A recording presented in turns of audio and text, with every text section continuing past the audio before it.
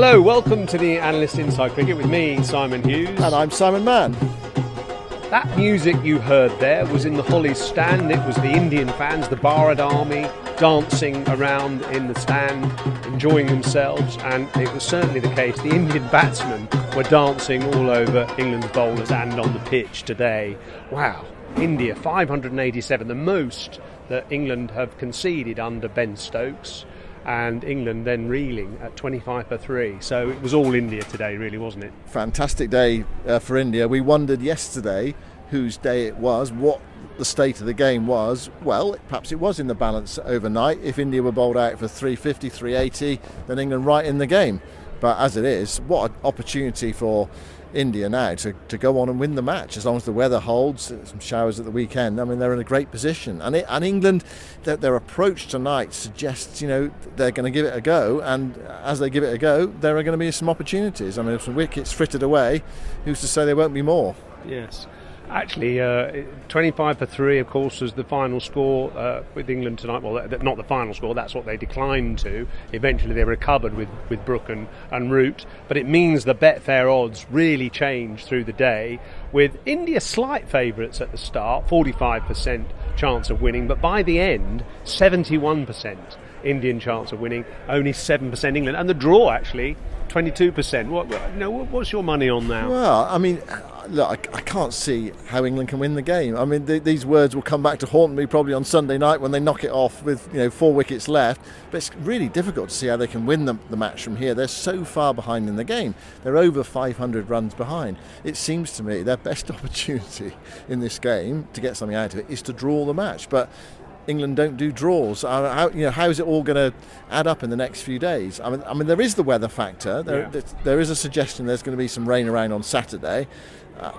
If it stays dry on Sunday, then India will. You think India will be in a position to try to force a victory one way or the other, whether England follow on or whether India just say, right, we're not going to force a follow on. We're going to get a huge score and say, right, well, if you want to have a look at 550 in your second innings, have a go at that, and then it's up to England then to approach it as they see fit, which suggests from the past you think, well, we'll have a go, but I mean there would be no logic in that, would there? Anyway, look, we're projecting ahead probably too far in terms of the outcome of the game, but India have got a great opportunity one way or the other.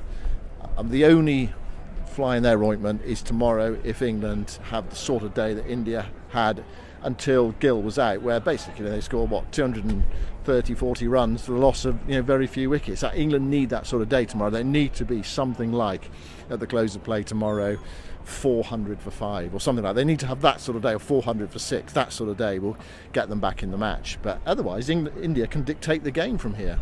Interesting performance by Harry Brook, wasn't it? Having come in at 25 for 3, running down the wicket, trying to hit the fast bowlers back over their head or back over extra cover. It came off once. He hit an amazing shot over sort of wide mid-off for 6. I was on commentary at the time. And what did you say about that? I said that's absurd. I mean, it is, isn't it? I mean, look, I also, you can't help in your mind think what Geoffrey Boycott would have said about that. It would have been brains of a pork pie, wouldn't it, or something like that. But it was an incredible shot, and then he tried to do something similar to Siraj.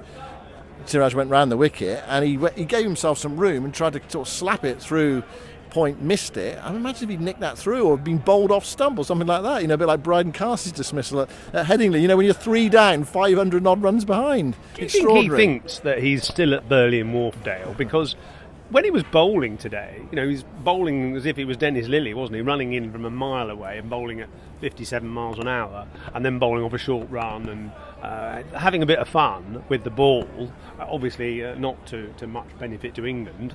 And then with the bat, going down the wicket as he would against a club bowler, it was amazing. Well, look, it's clear that they feel, or he feels, and put him as an individual because he is an individual, he's not Joe Root, he's not the rest of them, that he feels that taking the attack to the bowler is the best way to repel them, isn't it? And you can't just sit there and absorb all that pressure. You've got to try to put the pressure back on the bowlers. That's what he feels. What I would say was there was a massive example out there for about a day and a half of someone who did just say, I'm going to absorb the pressure, I'm just going to stick in, use this pitch, make the most of it. Someone called Shubman Gill, who turned out with 269. Fair to say, magnificent innings. We haven't even mentioned him really yet. Absolutely magnificent innings. And it's, I don't know, on a surface like that, because it is pretty good, you just want to bat and bat and bat, and the runs will come if you give yourself time. But different players play it in different ways. A sumptuous innings, wasn't it? It was fantastic. 269 from 387 balls, 8.5 hours at the crease. Never ever did he break into a sweat? Well, but also, did he ever look like getting out? No. It was actually a massive surprise when he was out. To him, in fact, as much as anybody else. I don't think I can't recall seeing an innings that long. Perhaps, possibly Brian Lara, 400 not out actually in Antigua. But it's hard to remember many other innings where you just thought, where are they going to get him out? I can't see how they're going to get him out yet, and he doesn't look like getting out. Somewhere along the line, there's normally an edge that goes between two slip fielders, or a drop catch, or a near run-out chance, or something, or even sometimes two or three of them, especially when you score 269. But there was barely a moment. Barely an instant where you thought he's struggling. He moves around the crease as if he's on ball bearings, just smoothly moving into position. There's no sort of urgent moves or there's nothing frenetic, moves. Is there? No, it's very smooth and glidey.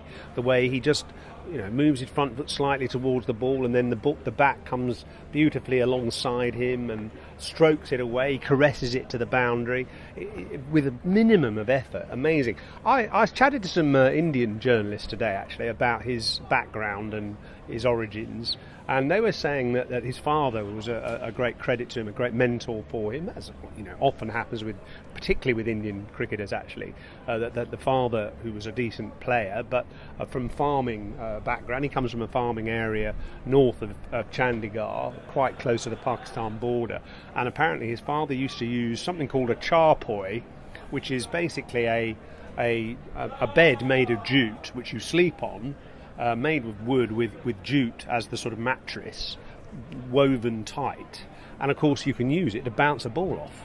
And so his father adapted this low bed and bounced the ball off it almost like a ramp, making it fizz off, and that's how Shubman used to practice. So pace has never been a problem for him. Even age 10, his father used to bounce the ball off this charpoy, and Shubman would use his reflexes to play the ball. And so the faster you bowl, the easier he seems to move around, and he plays that pull shot, doesn't he, which is just a sort of simple little paddle, almost a paddle pull off his sort of chest area, and he just sort of eases it down to square leg. He never looks hurried. It's incredible. Even the quickest bowling, and amazingly sometimes he just sways out the way, but he just looks so accomplished and so polished and almost clinical in the way that he puts the ball away. It's beautiful to watch. Yeah, Andy Zaltzman on Test Match Pressure was saying that he had, I think, 7 full shots in his first 100 runs, which is incredibly low percentage, and Harry Brook had something like 7 full shots in his first 30 balls or something like that. And that was the contrast in the two innings. Just magnificent innings, and brilliant innings, and great support as well. He had excellent support from Jadeja and from Washington Sundar, who survived quite a torrid spell from Josh Tongue. He looked as though he could be at any moment just before and after lunch as Tongue banged it in. He didn't play the short ball particularly well, flinching, but okay. Even though England were 25 for 3, it's a good pitch, isn't it? Well, good. It's a good pitch for batting and for staying in. You say good. Yeah. I mean, we'll come to that in a bit. Yeah. But just to finish on Shubman Gill, he reminded me a little bit at times of VVS Laxman, the way that he moves and just clips the ball with nonchalance on both sides of the wicket. VVS Laxman, who of course was always known as very, very special, and who made a 281 and at one point against Australia, and at one point it looked as if Shubman was going to overtake that great score. In the end he didn't. He was out for 269, but it's still the highest score by an Indian in England, and the third highest score by an Indian away from home. The only better ones were Sehwag, who made a triple, and I think Dravid got one more, didn't he, in an overseas test match. Dravid got 270. So, still the third best score by an Indian away from home. And the highest score by an Indian captain as well. And to do that in your second test as captain on the back of 147 in the previous game. What I thought India did so well today was they did not make the mistakes that they made at Headingley in both innings. They said, right, we absolutely have got to make the most of this, and 380, 400 was nowhere near enough for them. They said, we've got to go really big. 500 wasn't enough. We've really got to get as many as we possibly can, and they batted with a great deal of discipline, great deal of sense. I thought actually, Gill, you said VVS Laxman. I thought Gill, one thought that came into my mind was Dravid with a few more shots. I mean, Raoul Dravid had that sort of wall-like ability, didn't he? You just thought you're never going to get past him, but he was, quite restrained as a batter. Gill's got just a few more strokes. Yeah, he's a bit more Renoir, I think. Gill, he's got that a bit more Renoir. Well, a little bit more artistic. Right. I think Dravid was more stolid. Yeah. He could play lovely shots, and I mean, he won't thank me for saying that. It was his defence that was his hallmark, but actually he did have some lovely shots, and he was particularly good against off-spin, actually, hitting it against the spin through the offside, and obviously a fantastic player with an amazing record. I think Gill's just a bit more stylish, if I'm honest. Yeah, that's fair enough. But in the same sort of quite poetic way, and in the same elegant way, certainly, as Dravid was. So we'll talk about England's bowlers perhaps after the break, but we go to the break with our traditional daily Betfair exchange, and you said that pitch was a good pitch. I'm sorry, not a good pitch. I'm an ex-bowler. I'm an ex-bowler, and I'm going to say not a good pitch. There's no carry. It doesn't carry. Last week I was very happy to hear that the groundsman at Headingley, Richie Robinson, actually read my piece in the Sunday Times saying that I think Headingley is the best pitch in the world. And the reason I said that is because it gives everybody a chance. It's got good bounce, it's got good carry, it's got good pace. If you hit the ball on the top of the bounce, you can get boundaries. It's a lovely place to drive the ball, but there is a little bit of movement and enough carry. If you get the edge, it's going to carry to slip. And we saw slip catches that were head high, in fact, at that Headingley. Here, it just doesn't carry. It dies. The ball. Often, Jamie Smith was taking the ball by his ankles. I thought he stood too far back, actually. And I'm not saying in this particular game there weren't edges that didn't carry, because there weren't any edges, because the ball never moved off the straight after about the first 5 overs. So there was nothing in it for the seam bowlers at all.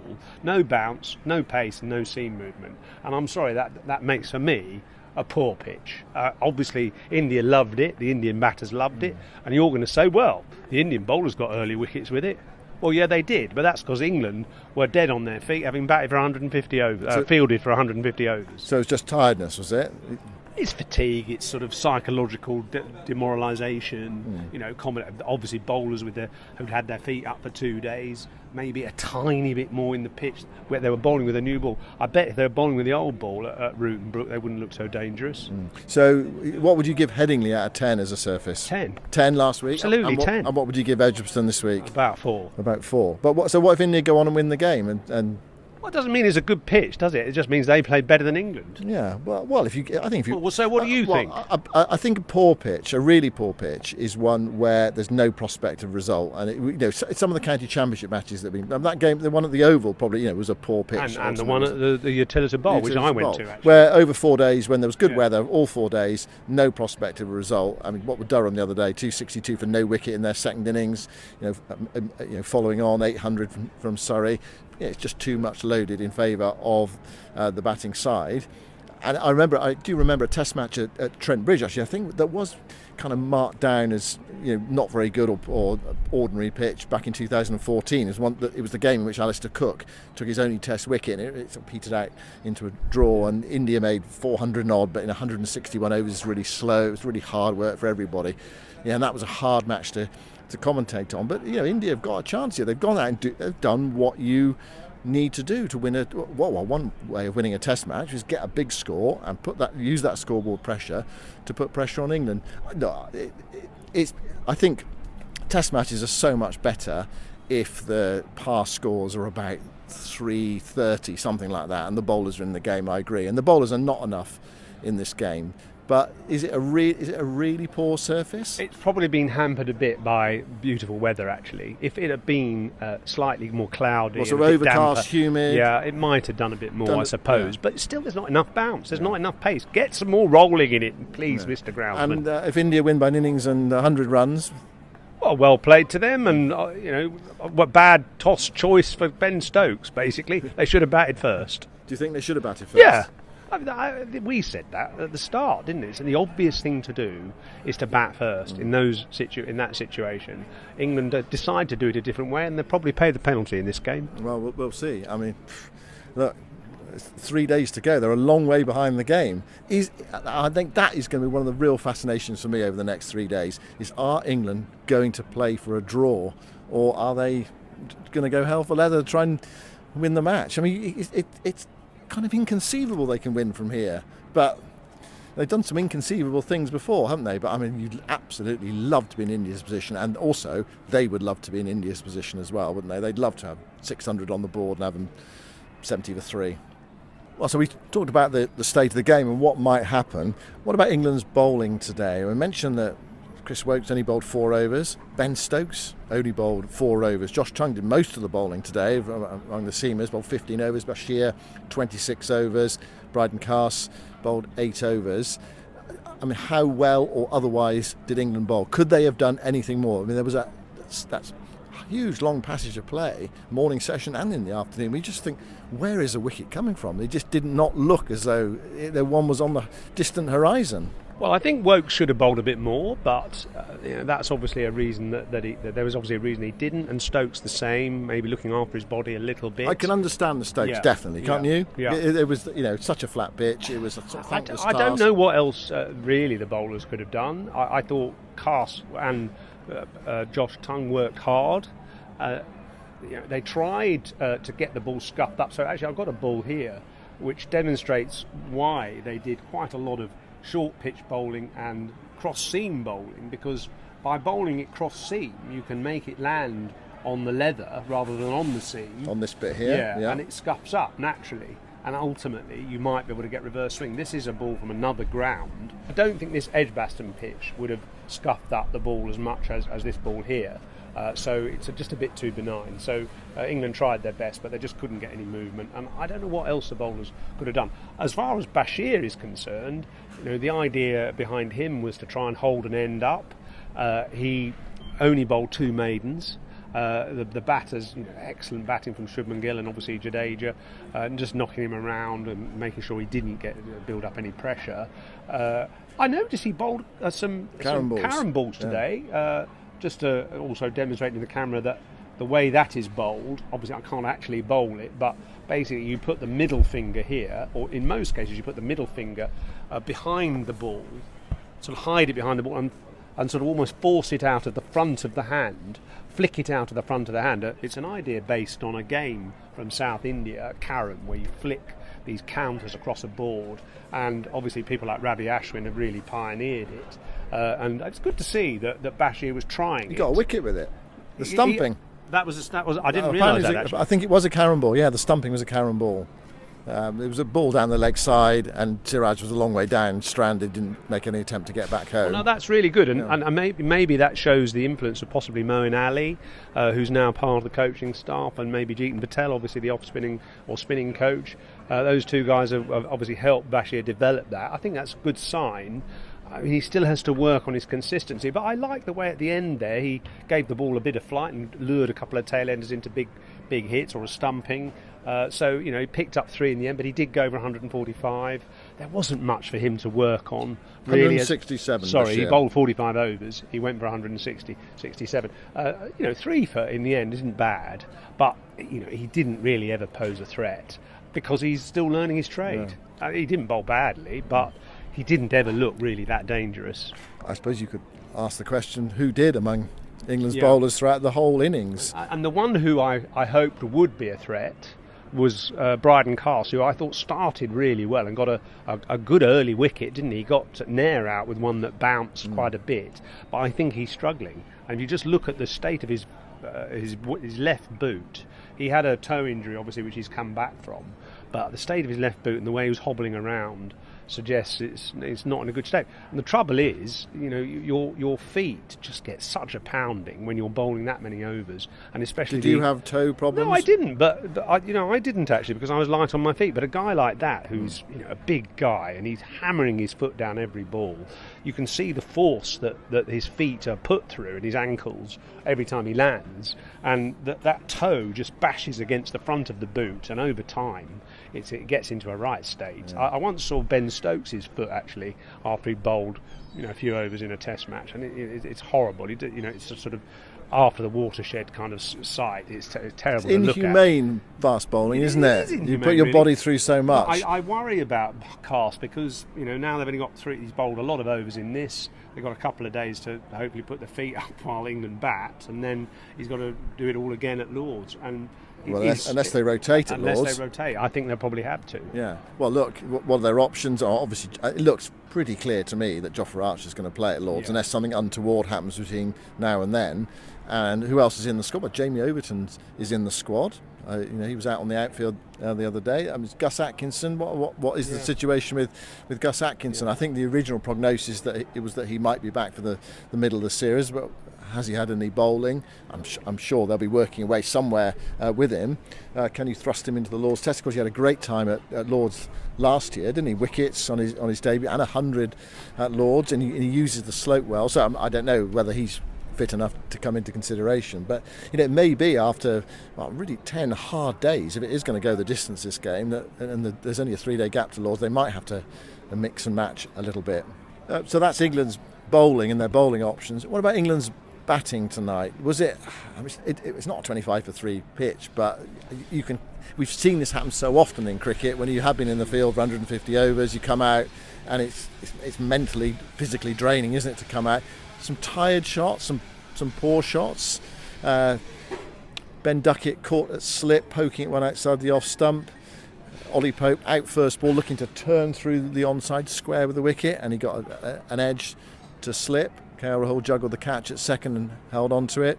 And then Zach Crawley, no foot, big drive outside the off stump, nicked it to slip as well. Discuss. Well, you summed it up beautifully. I didn't think Duckett's shot was terrible. I thought it was a good ball. Bowled from round the wicket, it left him and it bounced, and he probably didn't have to play it, but Duckett doesn't really leave the ball. He could have left it on length, I reckon. Where was he trying to hit it though? He was trying to defend.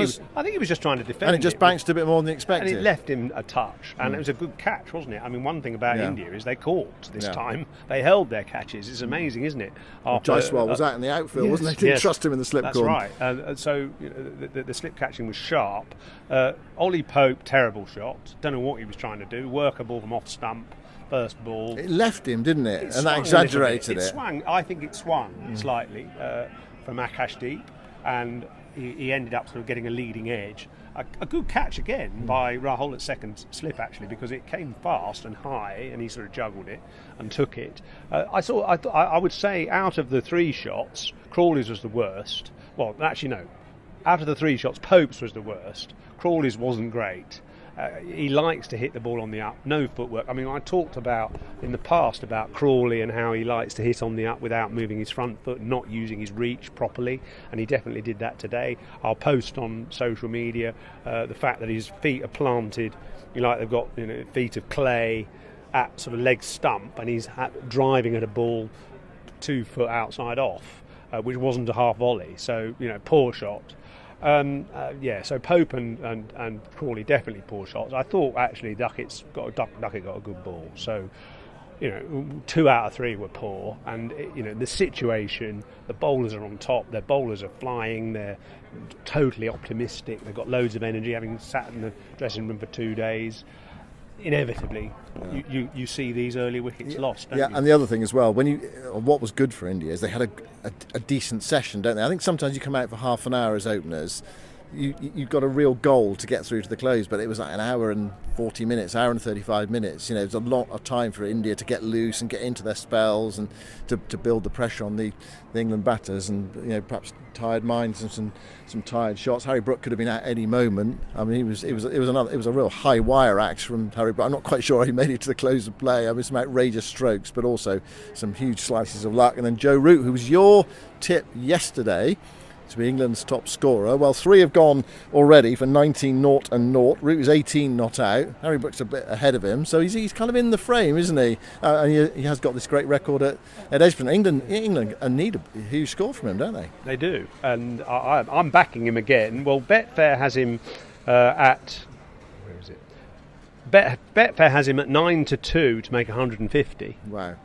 And for Root and Brook to score 75, that's 7-2. So I'd have a bit of that. I'd certainly have Root for 150, 9-2. It's such a lovely pitch. If the weather stays like this, I can see him doing it. He's got so much energy at the moment. Have you noticed in the field? He was sort of running between overs. You mentioned this yesterday. Yeah. Why didn't he bowl more? Why didn't he bowl? That's a good point. Bowl a bit earlier as well. You thought actually him rather than Harry Brook. Harry Brook bowled 5 pretty innocuous overs, and Shubman Gill just kind of dismissing him from his presence, especially in that first over where I hit him for 3 4s. Anyway, I thought he could have bowled a bit more, and he bowled a good ball actually to get rid of Washington Sundar. That just left him a fraction, and there was one from Javi Jadeja tonight that gripped as well. So that India got 2 spinners in their side. They got 580 runs in the bank. England are 3 down. I mean, they've got all the chips, haven't they? They've gone to the casino. They've got a huge, great big pile of chips in front of them, and England got a little tawdry pile in front of them. So it's a question of how those 2 teams play their chips over the next 3 days. Well, Betfair has England 9-1 to win.